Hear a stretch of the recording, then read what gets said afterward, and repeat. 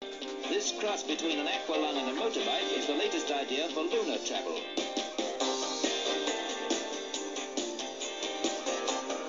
All you need is a few hundred gallons of liquid hydrogen,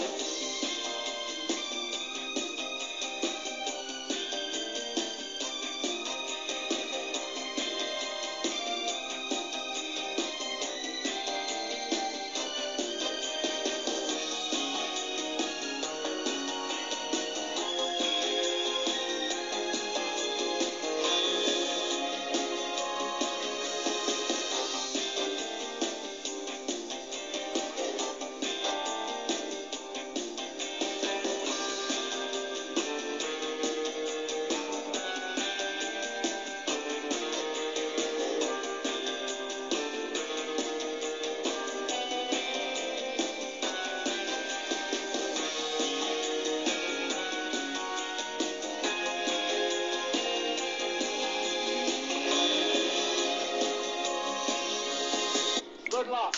If you see me in the sky, don't shoot me down.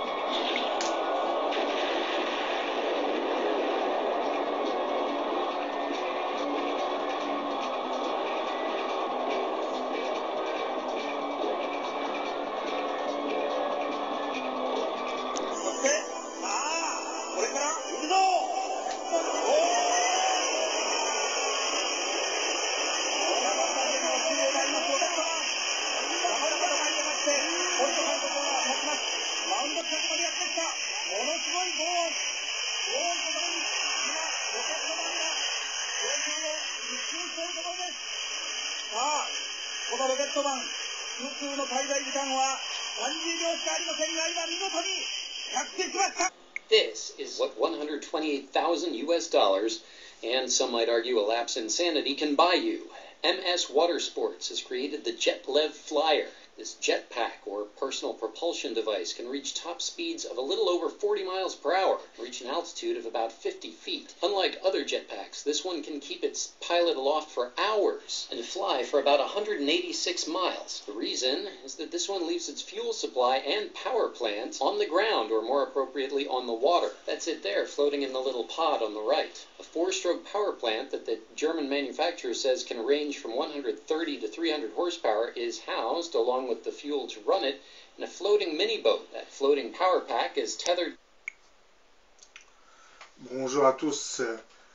Là, vous venez de voir une petite compilation qui vous montre des rocket belt en vol. Mais bon, la dernière vidéo, c'est un rocket belt qui fonctionne à l'eau sous pression. C'est pas tout à fait le même que les précédents. Ces propulseurs individuels aériens avaient été fabriqués dans les années 60 aux États-Unis par Wendell F. et Moore de Bell Aerospace pour le compte de l'armée américaine pour le transport individuel de fantassins. Son principe de fonctionnement repose sur l'expulsion de gaz sous pression. De l'eau oxygénée à plus de 90% arrive dans une chambre de catalyseur composée essentiellement de grilles en fil d'argent, où elle se décompose en vapeur d'eau et oxygène à haute pression et haute température. Le gaz produit est éjecté sous forte pression dans les tuyaux latérales et produit la propulsion et le vol. C'est là les tuyaux latérales. Donc l'eau oxygénée à 90% passe dans une chambre de catalyse qui va la transformer, la décomposer en vapeur d'eau et oxygène à haute pression. Et toute cette pression va sortir par ces deux tuyères. Et la propulsion, le vol, se fait par l'éjection des gaz sous pression qui sortent par ces tuyères. Fabriqué en quelques prototypes, ce projet va être finalement abandonné à cause de la durée de vol, qui, comme vous le savez, est très très courte. Ça ne dépasse pas 40 secondes d'autonomie. Par exemple, dans le petit extrait où vous voyez la personne voler pendant un certain moment, c'est un extrait de film, donc ça a été fait à plusieurs reprises, donc c'est pas possible de tenir aussi longtemps avec une seule charge de combustible, de monergol si vous préférez. Pour pallier à sa faible autonomie, le constructeur Jetpack Aviation aurait mis au point un nouveau propulseur individuel. Le JB-10 permet à son utilisateur de décoller et de se propulser tout en atterrissant tout seul. Le JP10, c'est un peu ce que vous voyez là dans la vidéo.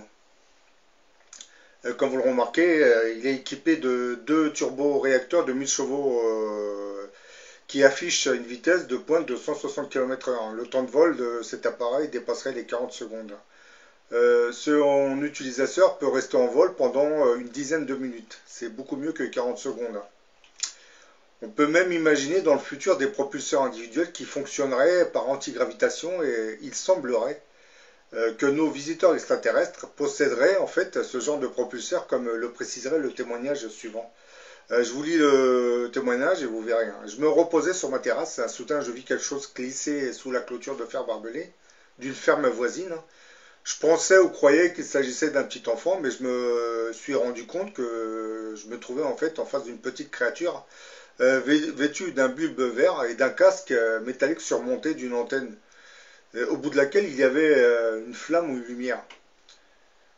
J'ai donc décidé d'appeler ma fille en lui demandant d'allumer la lumière dans le salon, mais elle s'est trompée et a allumé la lumière de l'extérieur, celle qui éclaire la terrasse.